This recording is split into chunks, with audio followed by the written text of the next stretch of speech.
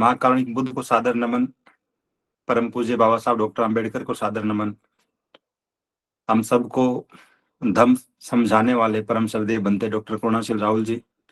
और आज की इस गूगल मीट में जुड़े हुए सभी भिक्षुओं को सादर वंदामी, देश भर से जुड़े हुए आप सभी प्रबुद्ध उपासक उपासिका साथियों को सादर नमो बुद्धाय। जैसा कि योगेश जी ने भी जिक्र किया आज के विषय पर कि हमें प्रतिस्पर्धा किस फील्ड में करनी चाहिए, किस क्षेत्र में करनी चाहिए, और स्वाभाविक रूप से जब भी हम सामान्य बोलचाल की भाषा में भी यदि बात करें तब भी एक शब्द बार बार सुनने में आता है कि आज का दौर कंपटीशन का, प्रतिस्पर्धा का दौर है। अब हम जिस पीढ़ी में जी रहे हैं, जिस समय में जी रहे हैं, वो प्रतिस्पर्धा से भरा हुआ है और हर कोई इसी भाग दौड़ में लगा हुआ नजर आता है। तब स्वाभाविक रूप से बीआरसी के इस प्लेटफॉर्म पे हम सभी के लिए मेरे ख्याल से ठीक अवसर है जहां हम अगले 30-35 मिनट तक उन तमाम भागदौड़ भरे कार्यों को छोड़कर इस बात पे चिंतन मनन कर लें कि आखिर प्रतिस्पर्धा किस बात के लिए कर रहे हैं, या फिर हम जिन चीजों के लिए प्रतिस्पर्धा कर रहे हैं क्या वो ठीक ट्रैक पे है, या फिर हम भी एक अंधाधुंध भाग रही भीड़ का हिस्सा बनकर उसी की तरह अपने जीवन को आकार देने का काम कर रहे हैं। स्वाभाविक रूप से जब हम अपने आसपास नजर दौड़ाते हैं, जैसा योगेश जी अभी जिक्र कर रहे थे, स्टूडेंट्स को अगर हम छोड़ भी दें कि एजुकेशन के फील्ड में स्वाभाविक रूप से किसी को क्लास में फर्स्ट आने की प्रतिस्पर्धा हो सकती है, किसी प्रतियोगी परीक्षा की तैयारी करने वाले बच्चों के लिए हो सकता है कि हम सिलेक्ट हो जाएं किसी प्रतियोगी परीक्षा में, तो स्वाभाविक रूप से अपने बेहतर भविष्य के लिए उनके मन में जो प्रतिस्पर्धा है का भाव है, उस बात को यदि हम छोड़ भी दें तो बाकी जो लोग बच जाते हैं, हम जैसे सामान्य लोग जो प्रतियोगी परीक्षाओं या किसी भी प्रकार की औपचारिक परीक्षा की सीमा से बाहर है, तब भी प्रतिस्पर्धाएं खत्म नहीं होती है। हम देखते हैं कि जो व्यक्ति अमीर हो गया है उसे और अमीर बनने की प्रतिस्पर्धा है। भारत के सबसे अमीर आदमी को भी यदि हम देखें तो भारत में अपने उद्योग धंधे कारखाने सारे के सारे राज्यों में स्थापित करने के बाद भी उस आदमी की महत्वाकांक्षा इस बात में है कि अब दक्षिण अफ्रीका में भी मेरा साम्राज्य खड़ा हो जाए। तो एक धन के पीछे भागने की प्रतिस्पर्धा है, कभी न खत्म होने वाली प्रतिस्पर्धा है और हर कोई इसके पीछे दौड़ रहा है। एक दूसरी प्रकार की प्रतिस्पर्धा वो नजर आती है जहां पे कोई व्यक्ति किसी प्रकार की अचल संपत्ति अर्जित करने के पीछे भाग रहा है। मैं ज्यादा से ज्यादा जमीन खरीद लूं, मैं ज्यादा से ज्यादा प्लॉट खरीद लूं, इस भागदौड़ में, ताकि कारण सिर्फ ये नहीं है कि उसे अपने भविष्य की चिंता है, बल्कि न जाने कौन सा ऐसा लालच है उसके खुद के लिए, उसके परिवार के लिए भी पर्याप्त व्यवस्थाएं होने के बावजूद हर कोई व्यक्ति अपने उस, यूं कहें कि प्रॉपर्टी के साम्राज्य का विस्तार करने में लगा हुआ है। तो चाहे धन की बात हो, चाहे अचल संपत्ति खरीदने की बात हो, ठीक इसी तरह का फील्ड राजनीति का भी है जहां हर कोई दूसरे को गिराकर आगे निकलने में लगा हुआ है। ठीक यही बात खेलों के क्षेत्रों में भी है और ठीक यही बात अगर हम देखें तो लगभग हर एक फील्ड में नजर आती है।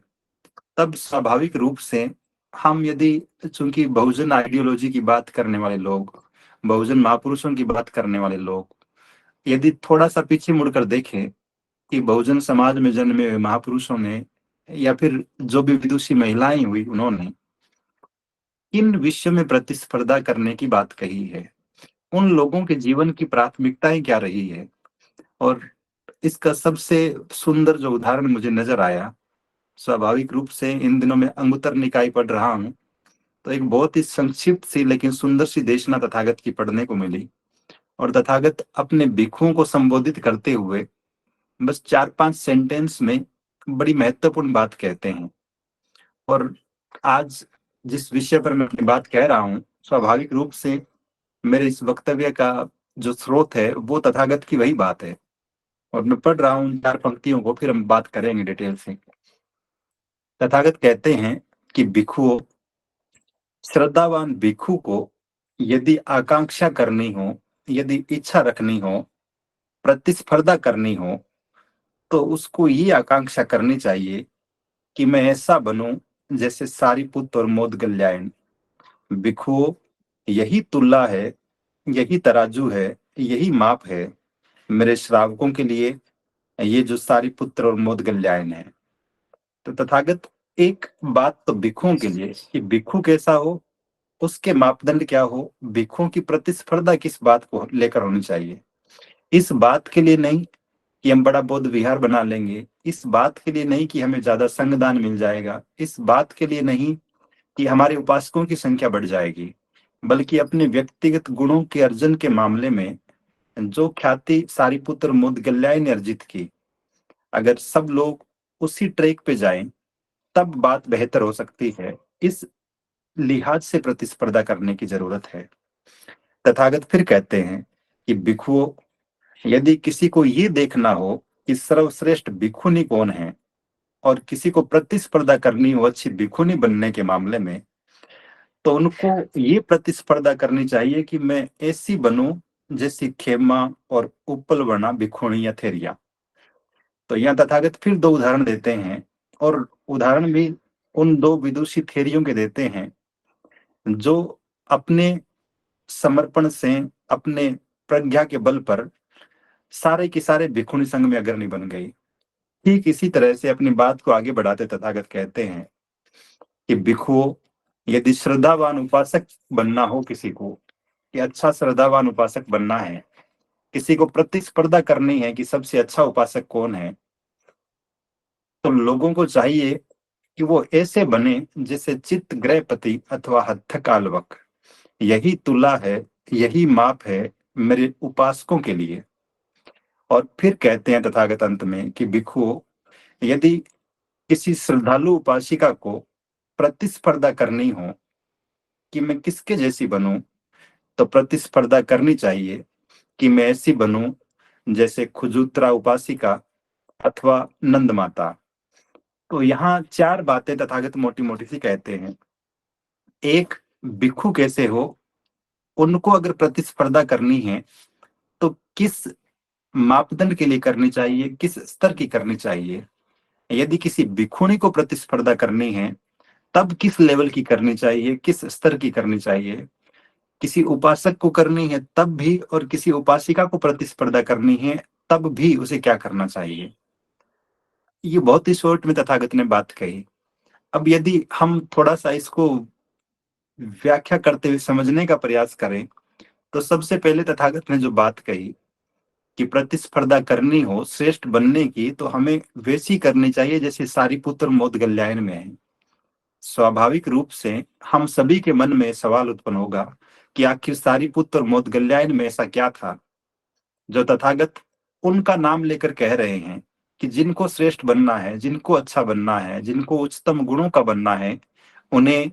सारीपुत्र मोदगल्यायन जैसा बनना चाहिए। यहाँ तक कहते हैं कि यही तराजू है, यही माप है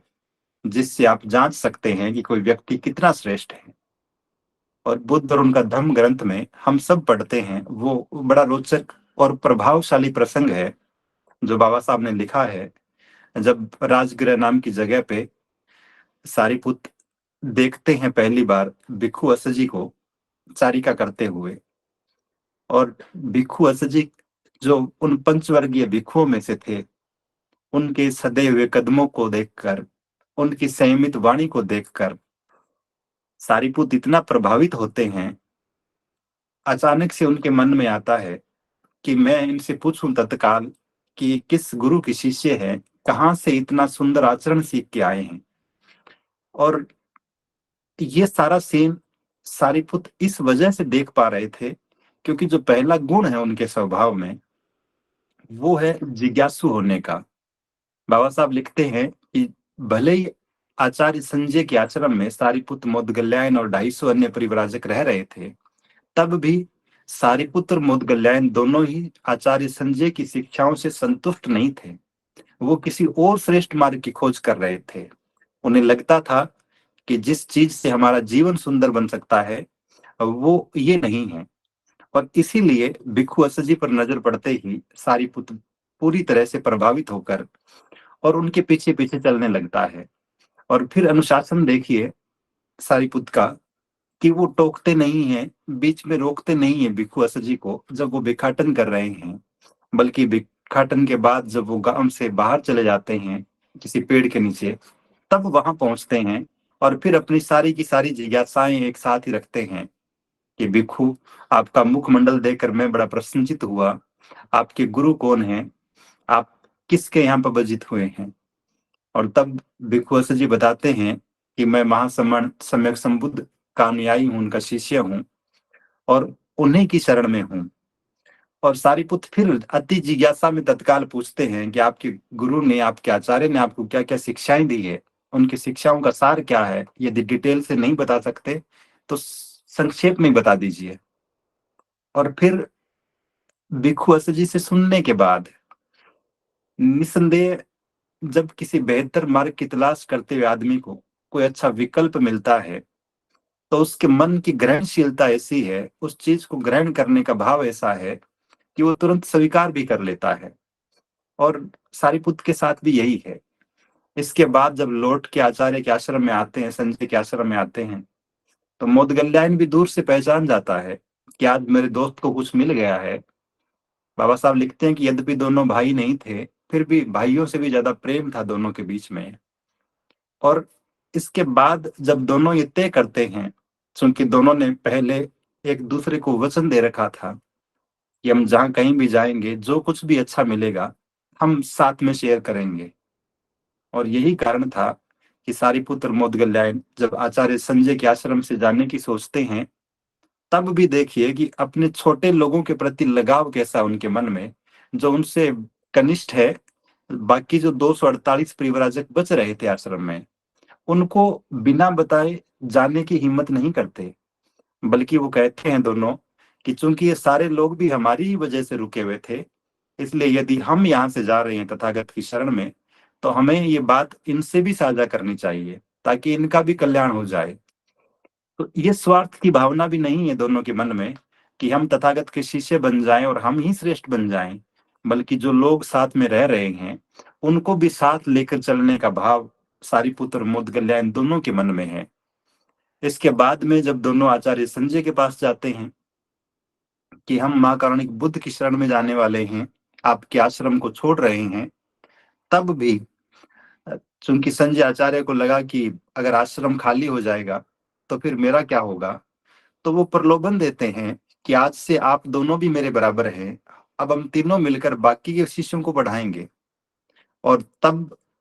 सारिपुत्र मोदगल्यायन का दृढ़ संकल्प देखिए, 3 बार पूछते हैं आचार्य संजय, और तीनों ही बार दोनों मन करते हैं कि हम मना, कि हम नहीं रुकेंगे यहाँ पे, कुछ भी हो जाए हम महाकारुणिक बुद्ध की शरण में ही जाएंगे। और दोनों के दोनों महाकारुणिक बुद्ध जहाँ ठहरे हुए थे वहां चले आते हैं। अब आप देखिए कैसी जिज्ञासा भरी प्रवृत्ति है, कैसी वचनबद्धता है एक दूसरे के प्रति, कैसा स्नेह का भाव है अपनी टीम साथियों के प्रति, कैसा दृढ़ संकल्प है मां कारुणिक बुद्ध की शिक्षाओं के प्रति, उनकी शरण में जाने के प्रति। और ये सारी चीजें जब एक्शन में आती है, जब घटित होती है, और जब महाकारुणिक बुद्ध के पास पहुंचने ही वाले थे, तो तथागत भी बड़ी मजेदार बात कहते हैं। सामने बैठे भिक्षुओं को कहते हैं, सारिपुत्र मोदगल्यायन को देखकर, कि ये जो दोनों मित्र आ रहे हैं ये मेरे अग्र सेवक सावक होंगे, प्रधान शिष्य होंगे। और आप अंदाजा लगा सकते हैं, निसंदेह भिक्षु असजी ने लौटकर बताया होगा तथागत को कि सारिपुत्र नाम का एक लड़का मिला था। लेकिन तथागत की दूरदृष्टि, उनके व्यक्तित्व को देखकर निरीक्षण करने की शक्ति या फिर सामर्थ्य है, वो भी इस दर्जे की है कि वे भी इस बात को जान जाते हैं कि निश्चित रूप से ये दोनों भिक्षु संघ के महान सदस्य बनेंगे। और हम त्रिपिटक साहित्य के बारे में पढ़ते हुए सुनते हैं, अक्सर पढ़ते हैं कि 84,000 देशनाओं की बात जब हम करते हैं महाकारुणिक बुद्ध की, तो तथागत ने लगभग 82,000 देशनाएं ही दी। अंतिम जो 2,000 देशनाएं हैं वो उनके प्रधान शिष्यों ने दी, और निश्चित रूप से उनमें सारिपुत्र मोदगल्यायन का नाम भी बहुत अग्रिम पंक्ति में रहा होगा। तो तथागत कहते हैं वो बात जो शुरू में कही गई कि अगर किसी को प्रतिस्पर्धा करनी हो, अगर किसी को ये तय करना हो कि मेरा व्यक्तित्व कैसा हो, मेरे व्यक्तित्व में कौन कौन से गुण होने चाहिए, तब स्वाभाविक रूप से उसे प्रतिस्पर्धा करनी चाहिए खुद को श्रेष्ठ बनाने की। इस बात के लिए नहीं कि मैं ज्यादा धन का संग्रह कर लूं, इस बात के लिए नहीं कि मैं ज्यादा संपत्ति का अर्जन कर लूं, इस बात के लिए भी नहीं कि मैं किसी राजनीतिक या धार्मिक या सामाजिक क्षेत्र में बाकी सब लोगों से आगे निकल जाऊं। आगे निकलना महत्वपूर्ण नहीं है। महत्वपूर्ण बात यह है कि आपके व्यक्तित्व में, आपके आचरण में क्या वो श्रेष्ठता आ पाई जो आपको एक बेहतर नागरिक बना पाती, आपको एक श्रेष्ठ नागरिक बना पाती, आपको एक अच्छा और सच्चा बोध बना पाती। तो अगर हम अपने व्यक्तित्व में इन चीजों को शामिल कर पाए, तब स्वाभाविक रूप से हमारा व्यक्तित्व भी, हमारी प्रतिस्पर्धा की दिशा भी खुद को श्रेष्ठ बनाने के मामले में अग्रसर होती है। एक जो बात तथागत ने कही कि प्रतिस्पर्धा श्रेष्ठता के लिए होनी चाहिए, और जब हम श्रेष्ठता की बात करते हैं तो श्रेष्ठ लोग हैं कौन जिनको देखकर हम भी प्रतिस्पर्धा कर सके, कि हम लोगों में भी ऐसे गुण आए। तब तथागत भिक्षुओं में दो उदाहरण बताते हैं, एक सारिपुत का और एक मोदगल्यायन का। ठीक इसी तरह से जब महिलाओं की बात आती है, भिक्षुणियों की बात आती है, तब भी तथागत दो भिक्षुणियों के नाम लेते हैं। क्योंकि भिक्षुणी संघ काफी बाद में बना था, लेकिन फिर भी समय के साथ साथ महाप्रजापति गौतमी से शुरू हुआ वो भिक्षुणी संघ, धीरे धीरे उसमें संख्या बढ़ती गई, और निश्चित रूप से एक से बढ़कर एक विदुषी महिलाओं ने भिक्षुणी बनना स्वीकार किया। तथागत की शिक्षाओं, उनके सिद्धांतों को अपने आचरण में उतारकर उसे जन जन तक पहुंचाने का प्रयास किया। तो दो भिक्षुणियों के नाम तथागत लेते हैं, और उनके नाम पे चर्चा करनी भी जरूरी इसलिए है क्योंकि जब महिलाएं ये सोचे कि हमें श्रेष्ठता की प्रतिस्पर्धा करनी है, तो सामने मापदंड क्या हो, किनके जैसे श्रेष्ठ बने हम, तब स्वाभाविक रूप से ये दो नाम जो तथागत ने बताए, इनके व्यक्तित्व के बारे में भी बहुत ही संक्षेप में चर्चा में कर रहा हूँ। तथागत पहला नाम लेते हैं कि महिलाओं को, भिक्षुणियों को किनसे प्रतिस्पर्धा करना चाहिए। एक नाम लेते हैं भिक्षुणी खेमा का, और दूसरा नाम लेते हैं भिक्षुणी उपलवना का। एक बार श्रद्धेय बंते जी ने बहुत ही विस्तार से इस विषय पे बात की थी। भिक्षुणी खेमा मगध के जो राजा थे बिंबिसार, भिक्षुणी खेमा मगध के राजा बिंबिसार की जीवन संगिनी थी, और विवाह के बाद भी चूंकि बिंबिसार खुद तो तथागत के उपासक थे, लेकिन भिक्षुणी खेमा जब भिक्षुणी नहीं बनी थी और एक राजकुमारी के रूप में, या फिर यूं कहें कि एक रानी के रूप में, वो हमेशा डरती रही इस बात से कि तथागत के सामने न जाना पड़े, क्योंकि उनकी नजरों में तथागत की देशनाएं, तथागत की शिक्षाएं उस भौतिक जीवन से, सांसारिक जीवन से दूर करने वाली थी। लेकिन एक बार जब तथागत बिंबिसार के पास आए हुए थे, और बिंबिसार ने प्रयास किया कि महारानी तथागत के सामने जाएं, उनकी बातें सुने, और उसी दिन तथागत की बातें सुनकर, उनकी देशना सुनकर, और महारानी इतनी प्रभावित होती है कि उनके मन में भी ये संकल्प जागृत होता है कि मुझे भिक्षुणी बन जाना चाहिए, और वो भिक्षुणी बन जाती है। लेकिन भिक्षुणी बन जाना तो सामान्य घटना था, लेकिन इसके बाद में उनके कार्य, उनके जो संकल्प है, वो जितनी भी भिक्षुणियां समकालीन थी उनके, उन सब में सबसे ज्यादा प्रज्ञावान, सबसे ज्यादा ज्ञानवान भिक्षुणी बना देते हैं भिक्षुणी खेमा को। और एक प्रसंग आता है थेरी गाथा ग्रंथ में कि एक बार जब एक युवक आता है खेमा के पास और कहता है कि आप तो महारानी रही हैं, महलों में रही हैं, आप उस भोग विलास के जीवन से दूर होकर अपने शरीर को क्यों कष्ट दे रही है, अगर आपकी इच्छा हो तो आप मेरे साथ रह सकती है। और तब भिक्षुणी खेमा जो उत्तर देती है, वो निश्चित रूप से उन तमाम श्रेष्ठ गुणों की ओर इशारा करता है, उनके दृढ़ संकल्प को बताता है। भिक्षुणी खेमा कहती है कि मैंने महाकारुणिक बुद्ध को, सम्यक संबुद्ध को अपना मार्गदाता स्वीकार किया है, और उनकी शिक्षाएं, उनके सिद्धांत ही मेरे जीवन के आधार है। मैं पल भर भी, तनिक भी उनसे विचलित होने वाली नहीं हूं। मैंने अपने भीतर के मार का अंत कर दिया है, बुरे विचारों का अंत कर दिया है। अब स्वाभाविक रूप से मेरे जीवन का ध्येय, मेरे जीवन का लक्ष्य किसी भी प्रकार का सांसारिक जीवन नहीं है, बल्कि लोगों का कल्याण करना है। तो आप देखेंगे कि एक महिला जो महलों में रही, बहुत ही विलासी जीवन जिसने जिया, लेकिन जब उन्हें महाकारुणिक बुद्ध की शिक्षाएं समझ में आई, जब सिद्धांत समझ में आए और लगा कि ये बड़ी जन कल्याणकारी बातें हैं जो अनंत लोगों का कल्याण कर सकती है, तो वो अपने राजसी जीवन को छोड़कर, उस ठाट बाट को छोड़कर और भिखुनी बनना न केवल स्वीकार करती है, बल्कि बहुत ही कम समय में उन तमाम शिक्षाओं को अपने आचरण में उतारते हुए इतनी दृढ़ संकल्पित हो जाती है कि फिर किसी भी प्रकार की बाधा उन्हें अपने पथ से विचलित नहीं कर पाती है। एक और भिखुणी जिनका जिक्र तथागत करते हैं, और ये भी अपने आप में बड़ा रोचक प्रसंग है। और मैं रोचक इसलिए कह रहा हूं क्योंकि आजकल जब हम महिलाओं की बात करते हैं, नवयुवतियों की बात करते हैं, तब स्वाभाविक रूप से उनके सपने, उनकी आकांक्षाएं, उनकी इच्छाएं जिस दिशा में जा रही होती है, वो देखकर कई बार तो घनघोर आश्चर्य होता है। आप किशोर उम्र के लड़के लड़कियों से भी बात करेंगे, तब भी लगता है कि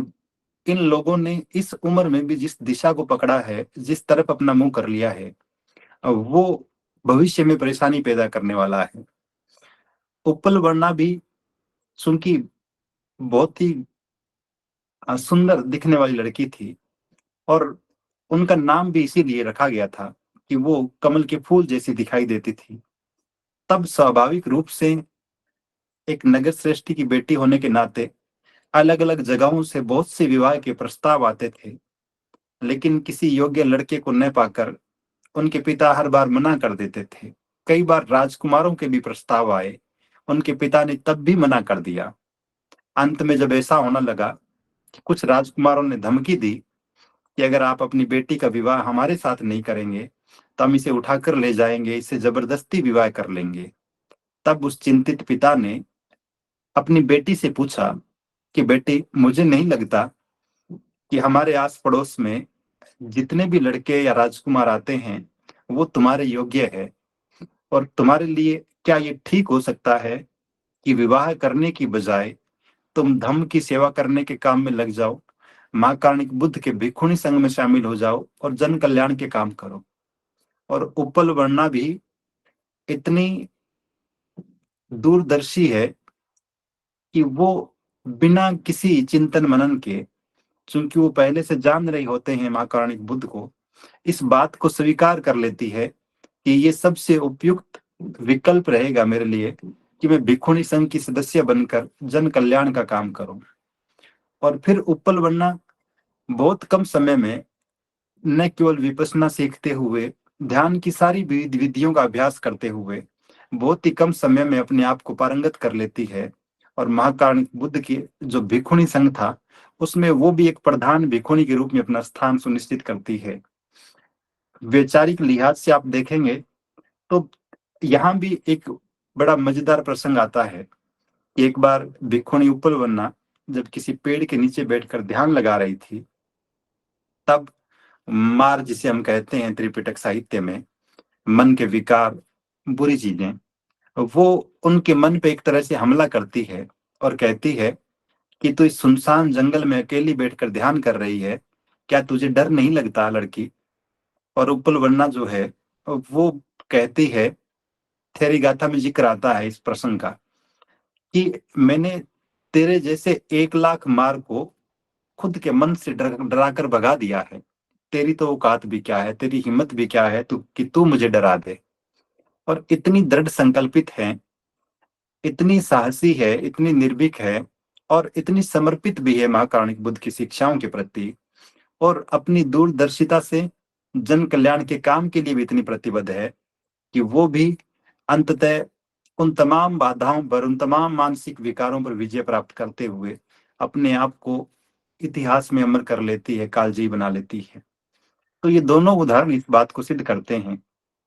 कि जब हम महिलाओं की बात करते हैं, तब भी स्वाभाविक रूप से तथागत ने जिस बात की ओर इशारा किया कि उन्हें अगर श्रेष्ठ बनना है तो प्रतिस्पर्धा किन लोगों से करें? उन लोगों से जो नैतिकता के मामले में सदाचरण के मामले में हमसे निचले स्तर पे खड़े हैं, या फिर वो लोग, वो आदर्श व्यक्तित्व जो बहुत उच्चतम स्तर तक पहुंचे, जिन्होंने अपने श्रेष्ठ आचरण से, अपने ज्ञान से, अपनी नैतिकता से अनंत लोगों का कल्याण करने का काम किया। और तब स्वाभाविक रूप से ये दोनों उदाहरण, हालांकि अनेक विदुषी महिलाओं के भिखुणियों के नाम त्रिपिटक साहित्य में हम पढ़ते हैं, पूरा का पूरा एक थेरिगाथा ग्रंथ इस बात को समर्पित है, लेकिन फिर भी तथागत की नजर में उनके समकालीन उस दौर में दो महत्वपूर्ण नाम तथागत गिनाते हैं कि उनके जीवन आचरण से और उनके समर्पण से शिक्षा लेकर अगर उनसे प्रतिस्पर्धा करनी हो, किसी को ऊपर उठना हो, किसी को श्रेष्ठ बनना हो, तो उनसे बेहतर कोई विकल्प नहीं है। और ये दोनों के दोनों उदाहरण इस बात को सिद्ध करते हैं कि महिलाएं भी अगर दृढ़ संकल्पित हो जाएं तो निश्चित रूप से वो भी बहुत ऐतिहासिक काम कर सकती है। एक और छोटा सा सवाल, मैं भी बहुत बार सोचता हूँ इस बात को, कि हम अनेक बार ऐसा पढ़ते हैं कि अंगुलीमाल जैसे डाकू के कान में तथागत के दो चार सेंटेंस पढ़े और उसका जीवन रूपांतरित हो गया, उसका मन रूपांतरित हो गया। ऐसे कितने ही लोग थे जो तथागत के संपर्क में आए, एक बार कुछ कहा गया और तुरंत रूपांतरित हो गए। फिर मैं आधुनिक समय को देखता हूँ, हम सभी देखते हैं, हजारों बार हम श्रद्धेय बंते जी के माध्यम से, अन्य माध्यमों से बहुत सी अच्छी अच्छी बातें सुनते रहते हैं, हमारा जीवन रूपांतरित क्यों नहीं होता है? और व्यक्तिगत रूप से मैं क्या, हम सभी को चिंतन करना चाहिए, सोचना चाहिए इस विषय पर कि हजार बार सुनने के बाद भी अगर हम अपने मन के विकारों को दूर नहीं कर पा रहे हैं, हम अपने जीवन को श्रेष्ठ नहीं बना पा रहे हैं, हम अपने आप को अच्छा और सच्चा बोध नहीं बना पा रहे हैं, तो क्या कारण हो सकता है? क्या हमारा मन उस स्तर तक विकसित नहीं हुआ है जो किसी बात को तुरंत ग्रहण कर ले और उसे अपने आचरण में उतार ले? हम अलग अलग माध्यमों से अपने मानसिक स्तर के अलग अलग पड़ावों पर अब भी संघर्ष कर रहे हैं। एक वचन से न जाने कितने लोगों का कल्याण हो गया, और हम हैं कि हर दिन कुछ न कुछ सुनते हैं, कुछ अच्छा सुनते हैं, श्रद्धेय बंते जी की देशनाएं सुनते हैं, धम्म प्रचार की बात करते हैं, धम्म को आचरण में उतारने की बात करते हैं। उसके बाद भी न तो हम में से कोई घर से बाहर निकल पाता है धम्म का प्रचार करने के लिए। धम्म भूमि की टीम में जो फुल टाइमर थे या भिक्षु भिक्षुणियां थी, वो 5 साल पहले जितने थे आज भी उतने ही नजर आते हैं। या फिर हम अपनी व्यक्तिगत जीवन में जिन समस्याओं से जूझ रहे थे, अपनी व्यक्तित्व में जिन खामियों से जूझ रहे थे, यदि वो आज भी हमारे व्यवहार में बनी हुई है, हम 5 साल पहले भी गुस्सा कर रहे थे और क्रोध न करने, क्रोध को नियंत्रित करने के बारे में बंते जी की 50 देशनाएं सुनने के बाद भी यदि अब भी वैसा ही कर रहे हैं, तब भी हम में से कोई शराब पी रहा था, किसी भी प्रकार का नशा कर रहा था, पंचशील का हजारों बार संगायन करने के बाद भी यदि वो नशा करता रहता है, तब जीवन में क्या बदलाव आया? यदि कोई जीव हत्या करने वाला व्यक्ति था, कोई चोरी करने वाला व्यक्ति था, या कोई झूठ या निंदा करने वाला व्यक्ति था, और हजारों बार त्रिशूल पंचशील के बाद, हजारों बार देशनाएं सुनने के बाद, पंचशील की व्याख्याएं सुनने के बाद यदि हमारे जीवन में बदलाव नहीं आ रहा है, हमारे आचरण में बदलाव नहीं आ पा रहा है, तब भी ये चिंता का विषय है, चिंतन का विषय है हम सभी के लिए, कि हम एक तरफ तो महाकारुणिक बुद्ध की बात करते हैं, जिनकी शिक्षाओं ने, जिनके सिद्धांतों ने, जिनकी देशनाओं ने पल भर में लोगों को रूपांतरित कर दिया, और एक तरफ हम हैं कि बदलने का नाम ही नहीं ले रहे हैं। तो आखिर क्या कारण हो सकता है और उस कारण को कैसे दूर किया जा सकता है? और यदि हम सच में श्रेष्ठ बनने की प्रतिस्पर्धा चाहते हैं, अब इसके विपरीत यदि हम देखें, महाकारुणिक बुद्ध के उस सिद्धांत को देखें, तब तो हम सब में श्रेष्ठता की प्रतिस्पर्धा होनी चाहिए थी। लेकिन समाज में जिस चीज के लिए प्रतिस्पर्धा हो रही है, वो है ज्यादा से ज्यादा संगठन बनाने की प्रतिस्पर्धा, खुद को अध्यक्ष, सचिव, महासचिव बनाए रखने की प्रतिस्पर्धा। कोई निर्माण कार्य करना भी हो, अगर बौद्ध विहार भी बनाना है तो मेरे ही शहर में बन जाए, मेरे ही घर के पास बन जाए, मेरे ही मोहल्ले में बन जाए, इस बात की प्रतिस्पर्धा करना तो एक बहुत बड़ा लक्ष्य है जो बाबा साहब डॉक्टर अम्बेडकर का था, बौद्ध में भारत का। क्या हम उस लक्ष्य पर काम कर रहे हैं, उस दिशा में काम कर रहे हैं, या फिर हम अपने व्यक्तिगत लक्ष्यों की पूर्ति के लिए काम कर रहे हैं कि मैं अपने शहर में बता सकूं कि मेरे प्रयासों से मेरे शहर में बौद्ध विहार बना था, मेरे प्रयासों से ये हुआ था। या फिर सामूहिक प्रयासों के माध्यम से हम पूरे देश को संचालित करने वाले किन्हीं बड़े केंद्रों के निर्माण में अपनी सहभागिता सुनिश्चित कर रहे हैं। तो निश्चित रूप से उत्तर नकारात्मक ही मिलता है कि हम सब जिस बात के लिए प्रतिस्पर्धा कर रहे हैं वो अपने संगठन को बड़ा करने की, अपने संगठन की साख बचाने की, अपने संगठन में अपने पदों को बचाने की, इस बात की प्रतिस्पर्धा ज्यादा है। बौद्ध समाज बनाने की बात हो, बौद्ध व्यवस्था के निर्माण की बात हो, यदि हम सब लोग श्रद्धेय बनते जी के आह्वान पर इस लक्ष्य के लिए एकजुट हो जाएंगे तो न केवल व्यक्तिगत रूप से हमारा जीवन श्रेष्ठ हो जाएगा, बल्कि हम पूरे समाज को, पूरे देश को न केवल श्रेष्ठ जीवन की राह बता पाएंगे, बल्कि आने वाली पीढ़ियों के लिए भी निश्चित रूप से एक बहुत ही सुंदर, सुस्पष्ट और सुव्यवस्थित दिशा देने का काम कर पाएंगे। बाकी आज के विषय पर जो बात मैंने की, दो उदाहरण जो शुरुआत में तथागत ने दिए, आदर्श भिक्षु कैसा हो, श्रेष्ठ भिक्षु कैसा हो, उसे किस बात के लिए प्रतिस्पर्धा करनी चाहिए, और श्रेष्ठ भिक्षुणी कैसी हो, उसे किस बात के लिए प्रतिस्पर्धा करनी चाहिए। लेकिन ये बातें स्वाभाविक रूप से हम गृहस्थों के लिए भी, सामान्य उपासक उपासिकाओं के लिए भी उतनी ही कारगर है, उतनी ही प्रभावी है और उतनी ही प्रेरणादायक भी है। तो हम सभी को वो गुण जो महाकारुणिक बुद्ध ने सारिपुत्र मोदगल्यायन में बताए, जो उनके व्यक्तित्व में दिखते हैं, वे गुण जो उपलवन्ना या खेमा में दिखते हैं, स्वाभाविक रूप से यदि हम भी प्रतिस्पर्धा करें अपने आप को उन गुणों में ढालने की, उन गुणों को अपने जीवन में उतारने की, तो हमारा जीवन भी श्रेष्ठ होगा। तो इस उम्मीद के साथ कि आज से हम भी अपने आप को, भले ही जीवन में तमाम तरह की प्रतिस्पर्धाएं हों, लेकिन उनके साथ साथ एक प्रतिस्पर्धा आज से ये भी साथ में संचालित करते हैं कि हम अपने आप को श्रेष्ठ बनाने का संकल्प लेंगे और हर दिन अपने आप को श्रेष्ठ करने का, अपडेट करने का प्रयास करेंगे गुणों के मामले में, सद्गुणों के मामले में, ताकि हमारी छवि, हमारी पहचान, श्रद्धेय बनते जी जो कहते हैं बार बार कि हम अच्छा और सच्चा बौद्ध बने, हम बौद्ध समाज बनाए, एक बौद्ध व्यवस्था का निर्माण करें। तो उस बौद्ध व्यवस्था का निर्माण स्वाभाविक रूप से हर एक उपासक से, हर एक उपासिका से होना है। तो ये सिपाही जितने मजबूत होंगे, जितने सद्गुणों वाले होंगे, जितने सदाचरण वाले होंगे, स्वाभाविक रूप से वो व्यवस्था भी उतनी मजबूत होगी, उतनी सुंदर होगी। तो आप सभी ने ध्यान पूर्वक मेरी बात को सुना, सभी को बहुत बहुत साधुवाद। श्रद्धेय बनते जी को सादर वंदामि। नमो बुद्धाय।